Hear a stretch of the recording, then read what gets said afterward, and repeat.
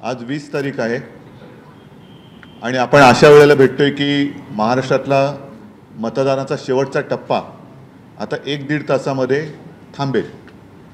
संपूर्ण दिवसभर सकाळपासून मी विविध क्षेत्रातून माहिती घेतो आहे। मतदारांमध्ये उत्साह खूप आहे। निवडणूक आयोगाकडनं प्रत्येकाला 10-10, 12-12, 15-15 मेसेज जात आहेत, मतदान करा, मतदान करा, मतदान करा। त्याप्रमाणे मतदार हे उतरलेले दिसत आहेत, खूप गर्दी दिसते। परंतु निवडणूक आयोग हा पक्षपातीपणा करतोय असं स्पष्ट दिसतोय। मतदारांमध्ये उत्साह आहे, पण निवडणूक आयोगाचे जे तथाकथित प्रतिनिधी मतदान केंद्रात बसलेत त्यांच्याकडनं खूप दिरंगाई केली जाते। विशिष्ट वस्त्या तिथे नावं 2दा 3दा 4दा तपासली जात आहेत। एकतर मतदार जे ज्येष्ठ मतदार आहेत त्यांना खूप त्रास झालेला आहे आजच्या ह्या उन्हाळ्याच्या दिवसामध्ये, आणि इतरही मतदारांना, मग त्याच्यामध्ये महिलासुद्धा आहेत। कुठे कसलीही सोय ठेवलेली नाही, पिण्याचं पाणी नाही, काही नाही। तरी देखील मतदार रांगा लावून उभे आहेत आणि हे रांगा लावून उभे असलेले मतदार जेव्हा आतमध्ये जातात तेव्हा त्यांना खूप वेळ लागतोय। आणि मला असं वाटतं मोदी सरकार त्यांच्या पराभवाच्या भीतीने निवडणूक आयोगाचा वापर, मी मुद्दामून सांगतो की घरगड्यासारखा करतोय, पक्षपातीपणा करतो आहे। दप्तर दिरंगाई ज्याला म्हणतात तशी दिरंगाई ही मतं नोंदवताना केली जाते। याच्याबद्दल मी तमाम नागरिकांना आवाहन करतोय की आता थोडा वेळ जरी राहिला असला तरी तुमच्या मतदानाच्या अधिकारापासून वंचित राहू नका। आपण मतदान केंद्रामध्ये जाऊन उभे राहा आणि जे निवडणूक आयोगाचे प्रतिनिधी आहेत त्यांना आज किती वाजले, अगदी पहाटे 5-6 जरी वाजले तरी सोडू नका। तुमचं मतदानाचा हक्क बजावल्याशिवाय बाहेर पडू नका। आणि आपल्या माध्यमातून मी पोलिंग एजंटना पण सांगतोय, निवडणुकीला जे मतदार जात आहेत मतदानासाठी त्यांनाही सांगतोय की अशी कुठल्याही मतदान क्षेत्रामध्ये जी केंद्र आहेत जिथे तुम्हाला मुद्दामून उशीर केला जातोय त्याची नोंद ताबडतोब तिथल्या शिवसेना शाखेत करा, की जेणेकरून, आणि जसं आपण मतदानाला गेल्यानंतर आपला एक तो ID बघितला जातो, तसं मी तर म्हणेन त्या निवडणूक प्रतिनिधींची नावंसुद्धा तुम्ही विचारा, की जेणेकरून उद्या आपल्याला त्यांच्याबद्दल न्यायालयात दाद मागता येईल। आणि उद्या ही माझ्याकडे सगळी नावं आलीच सगळी, तर मी तर म्हणेन की प्रेस घेऊन त्यांची नावानिशी स्थळानिशी मी माहितीच जाहीर करून टाकेन।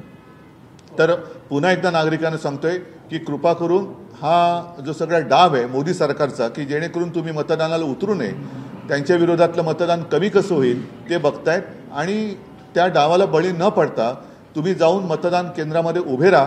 कोणत्याही परिस्थितीत जी लोक तिथे उभी असतील त्यांना मतदान पूर्ण केल्याशिवाय मतदान बंद होऊ शकत नाही। अगदी पहाटेचे 5 वाजले, मी तर म्हणतो मुद्दामून वाजवाच। ज्यांना जे तिकडे निवडणूक अधिकारी किंवा प्रतिनिधी तिथे तुम्हाला विलंब लावत आहेत, कारण नसताना तुम्हाला छळतायत, तुमची ID, तुमची नावं, तुमचं सगळं ओळखपत्र ह्याच्यावरनं जो काही वेळ काढतायत, ते तुमचं मतदान केल्याशिवाय त्यांना मतदान केंद्राच्या बाहेर पडू देऊ नका। आहे जिथे अगदी स्पष्ट बोलायचं झालं तर जिथे आम्हाला मतदान अधिक होतं त्या भागामध्ये हे आम्हाला तक्रारी मिळतात। अनेक वस्त्या आहेत, त्या वस्त्यांची नावं आली आज माझ्याकडे, तर मी उद्या प्रेसमध्ये जाहीर करीन। आणि म्हणून सांगतोय की तिथे मतदान केंद्रात जे निवडणूक प्रतिनिधी आहेत त्यांची सुद्धा नावं विचारा, कारण तो आपला अधिकार आहे। जेव्हा ते आपले इलेक्शन ID विचारतात तेव्हा त्यांची सुद्धा ID तुम्ही विचारली पाहिजेत आणि त्यांची नावं नोंदवा। निवडणूक केंद्र सांगा, की जेणेकरून उद्या कोर्टात जाता येईल, तक्रार करता येईल, आणि उद्या मी तर ही यादी जाहीरच करेन। कुटुंबामध्ये अनेकांची नावं आहेत आणि 2-3 जणांची नावं वगळली गेली नाही, बरोबर आहे। ह्या सगळ्या गोष्टी आहेत ना, हे पराभवाच्या भीतीने पछाडलेले लोक आहेत।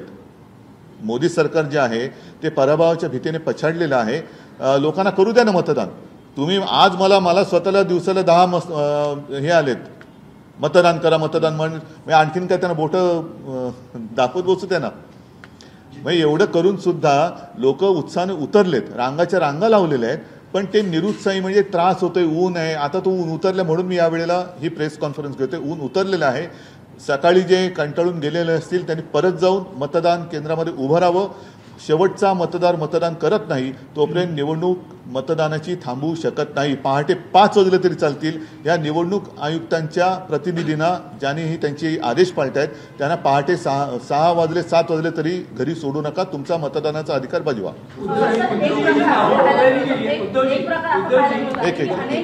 याला संबंधित विषय बरं, आहे. एक मिनिट. जी नावं वगळली गेली आहे, तुम्हाला काही राजकीय कटाचा संशय येतो आहे का? नाही, याच्याबद्दल नावं वगळली जाणं हा त्यांचा आवडता खेळ आहे.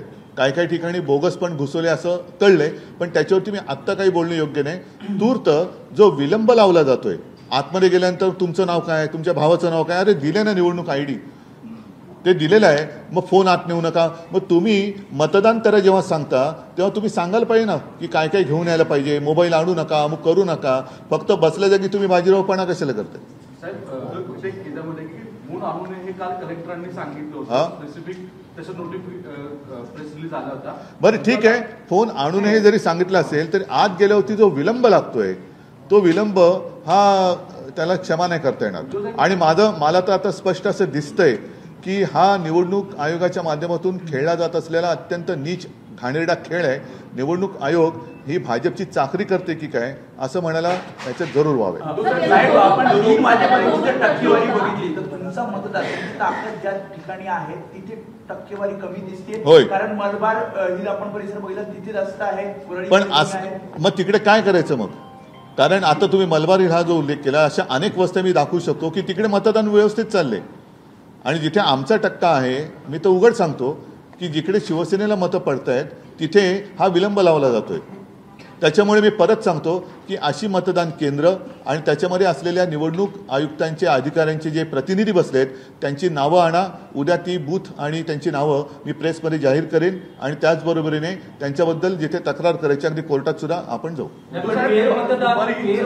आसिफ बांदेकरांनी सुद्धा पवईच्या इथल्या काही ईव्हीएमच्या संदर्भात मुद्दे उपस्थित केले. वर्सोवात देखील काही घटना घडल्या आणि त्यानंतर तुमच्या गाठीभेटी सुरू झाल्या. म्हणजे शाखांमध्ये आज फ्लोअरला गेलात, काही वेगवेगळ्या भागांमध्ये. महायुतीच्या नेत्यांचं आता स्पष्ट मत आहे की उद्धवजींना जमीन पायाखालचे सरकतायत. ते सोडा, ते जाऊ रे. तो फालतूपणा आता बस झाला त्यांचा, ते घरी जायची वेळ झाली. आजच्या मतदानावर पूर्ण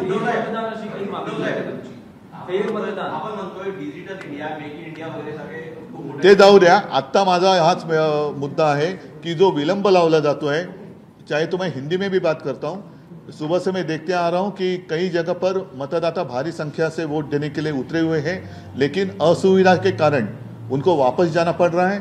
साथ ही साथ उनको अंदर देर लगाई जा रही है. क्यों?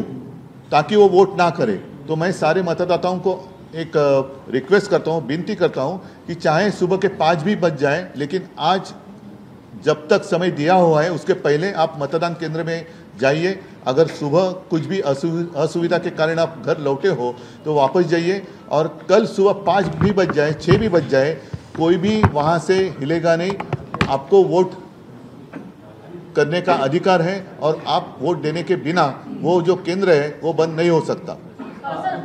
और सारे लोगों को मैं ये कहता हूँ कि जहाँ जहाँ ये असुविधा है, जहाँ पर ये जानबूझकर देर लगाई जा रही है, वहाँ का उस केंद्र का नाम और वहाँ अंदर जो इलेक्शन कमीशन के लोग बैठे हुए हैं उनका नाम हमें अगर बता दे तो हम अदालत में भी जाएंगे और साथ ही साथ कल प्रेस में वो लिस्ट हम जाहिर करेंगे. उद्धव जी, आपको इस पूरे मामले में कहीं राजनीतिक साजिश दिखाई देती है? हाँ, दिखाई तो दे ही रही ना, खुलेआम दिखाई दे रही है कि ऐसे सिलेक्टेड बस्तियाँ क्यों. जैसे आपने अभी कहा कि वहाँ तो जोरदार वोटिंग चल रहा है, तो वोटर्स तो उतरे हुए हैं, फिर आप मैसेज क्यों भेज रहे हैं? 1 बार 2 बार 3 बार 5 बार. पीने की पानी की सुविधा नहीं है. धूप कितनी तेज धूप है, तो भी अभी तो शाम होने आ गई है, लेकिन सुबह से मैं देखते आ रहा हूँ कुछ सीनियर सिटीजन हैं, उनको भी काफ़ी तकलीफ हुई है. तो ये अच्छी बात नहीं है और हम तो इनको छोड़ने वाले नहीं है. मतलब जहां आपका गढ़ है, जहां आपकी ताकत है, वहीं ऐसे मामले दिखाई दे रहे हैं. ऐसे अभी तो दिखाई दे रहा है और वहीं पर ज्यादा दिखाई दे रहा है. सगळीकडेच होते. साही लोकसभा मतदारसंघात मुंबईला होत आहे. मी आता साई लोकसभा मतदारसंघ, त्याचबरोबर कल्याण, डोंबिवली सगळीकडे विचारपूस करतोय. पण विशेषतः मला मुंबईमध्ये हे प्रकार जास्त दिसत आहेत. अगदी कल्याण मतदारसंघात सुद्धा काही ठिकाणी दिसतंय जिथून आम्हाला मतं मिळण्याची, आघाडी मिळण्याची शक्यता आहे, तिकडे मतदार खूप मोठ्या संख्येने उतरलेत.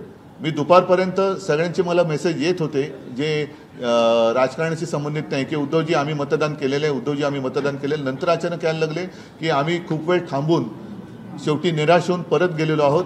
आम्हाला एकदा दोनदा तीनदा आमची आयडेंटिटी विचारली गेली, आतमध्ये खूप विलंब लावला जातोय. तर हा विलंब हा काही योग्य नाही आहे. आणि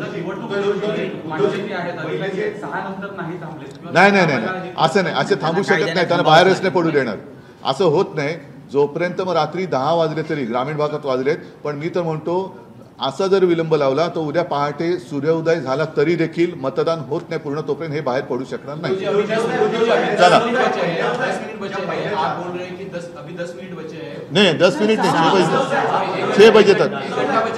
आपको लेट हुआ है, आप इसके बारे में इलेक्शन कमीशन के पास जाएंगे, अभी कोर्ट में भी नहीं, सुनो, पहली बात तो है कि 1 घंटा बाकी है और हर एक के घर के नज़दीक मतदान केंद्र हैं और काफ़ी सारे लोग जो निराश होकर लौट गए होंगे, गुस्सा होकर लौट गए होंगे, उनको मैं आह्वान कर रहा हूँ, विनती कर रहा हूँ कि कृपा कर आप वापस लौटिए, मतदान केंद्र पर जाइए.